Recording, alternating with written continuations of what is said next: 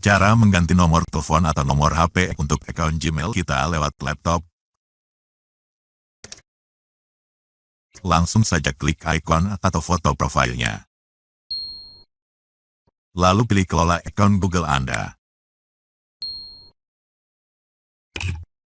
Kemudian buka bagian info pribadi.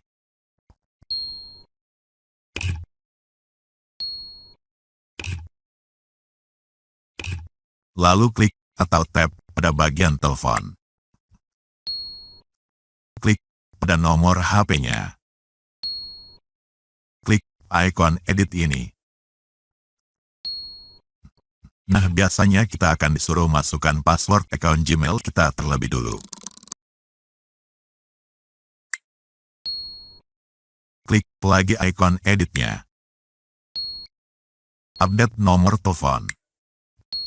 Nah, sekarang baru kita bisa ganti nomor ini dengan nomor HP lain yang kita inginkan.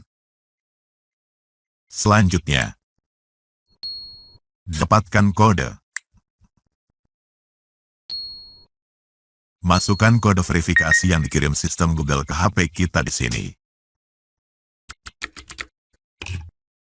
Verifikasi. Nah, berhasil. Dengan status yang sudah terverifikasi.